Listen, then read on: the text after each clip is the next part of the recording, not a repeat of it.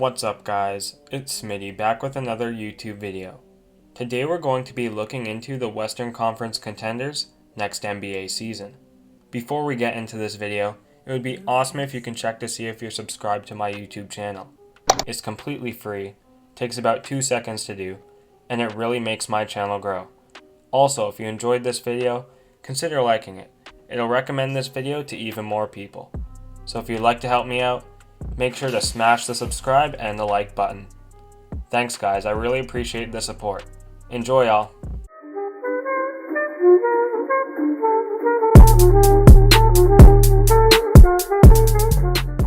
The Western Conference, perennially the dominant conference in the NBA.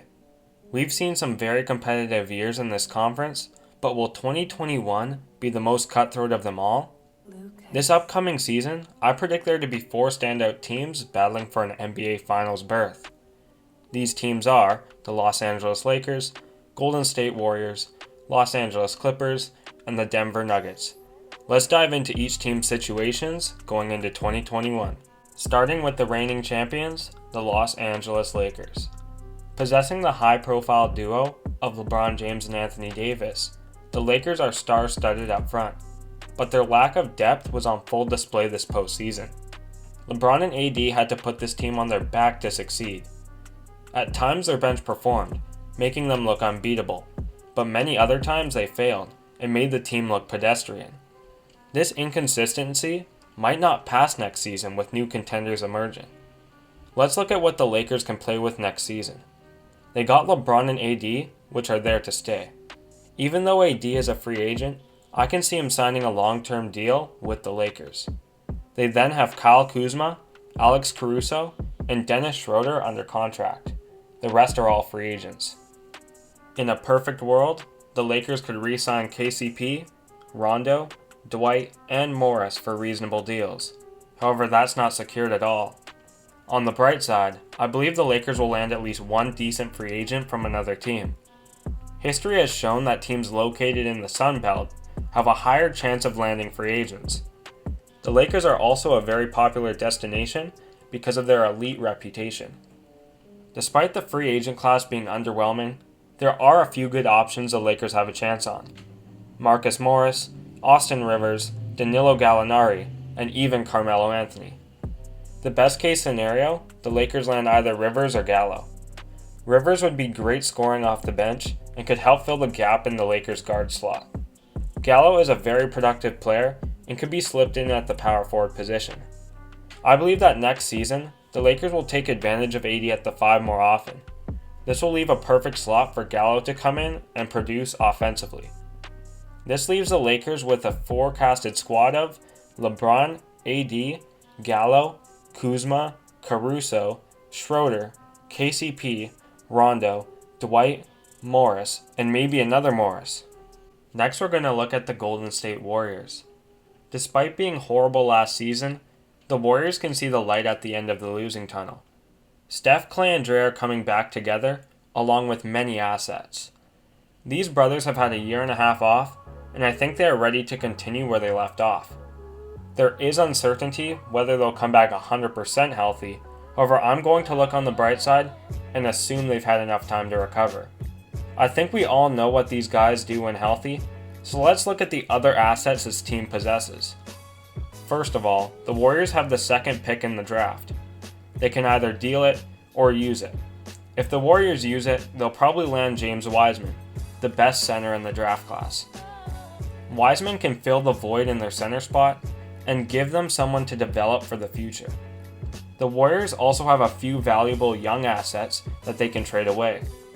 Andrew Wiggins, Eric Pascal, Marquise Chris, Jordan Poole, and Kevon Looney. These 5 players could land Golden State another superstar when paired with the number 2 draft pick. But is it worth it for the Warriors to trade away their future for one championship run? I'd say no, but if I were the Warriors GM, I would definitely consider trading one of the assets for another solid starter. I could see them trading for LaMarcus Aldridge.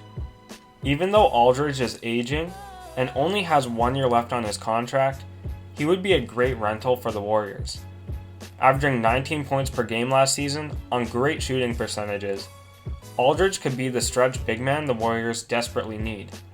In order to snag Aldridge, I think the Warriors would have to give up Pascal, Chris, Poole, and a 2021 first round pick. This would leave them with Steph, Clay, Dre, Wiggins, Aldridge, Wiseman, and Looney. Another player they could acquire instead of Aldridge is Andre Drummond. Andre would be a bona fide version of 2016 Andrew Bogut. I think Cleveland would bite on a deal, including Drummond and Sexton, for the number 2 pick and Eric Pascal. This is because Drummond only has 1 year left on his contract and is most likely going to abandon the Cavaliers in free agency. This would leave the Warriors with Steph, Clay, Dre, Wiggins, Drummond, Sexton, Looney, Chris, and Poole. If they sign Drummond, then they won't have any extra cap space to sign a premier free agent, but this is still a very solid lineup if everyone is healthy.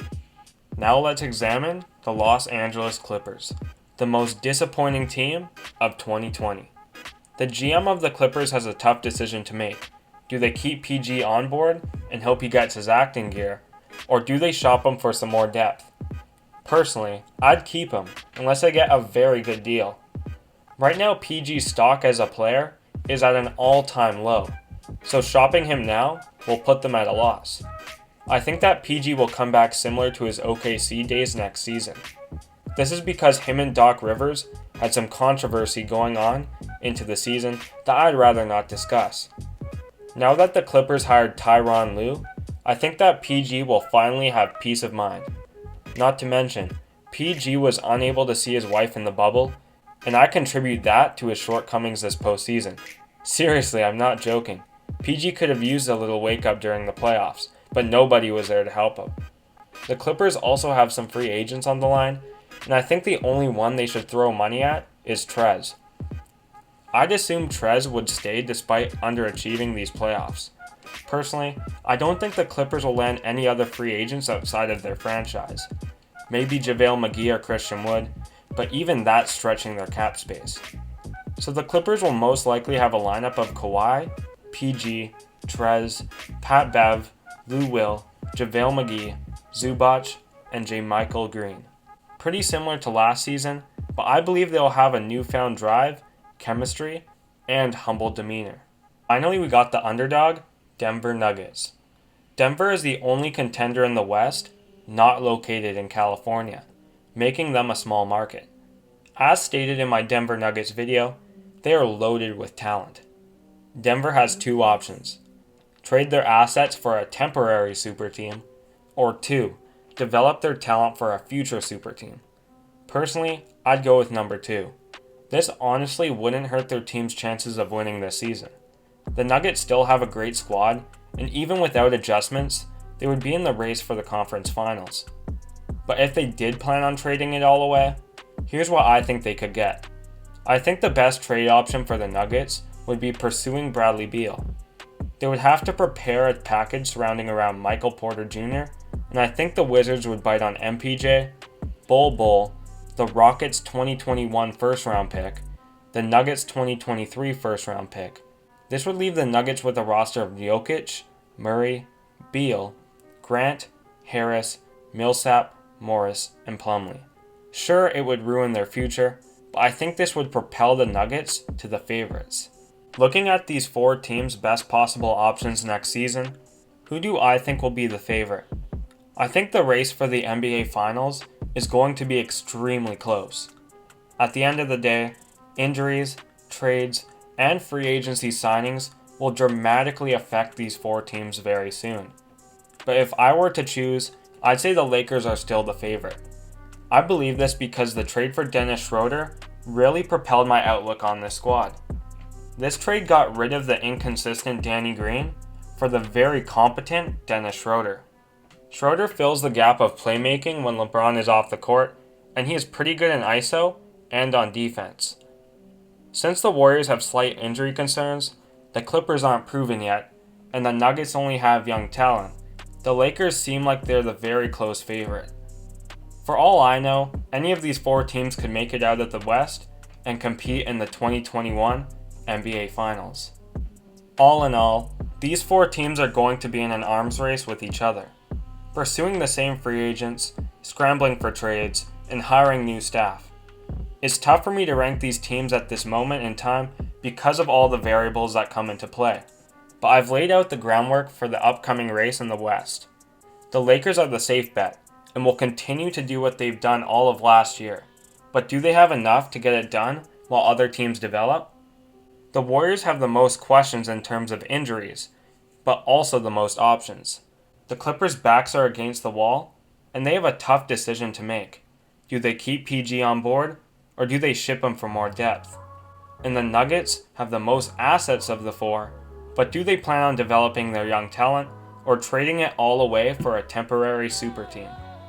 Next season, we are going to witness these groundbreaking decisions, and be able to watch arguably the most competitive conference in NBA history. That's enough to be said. This is Smitty, signing off.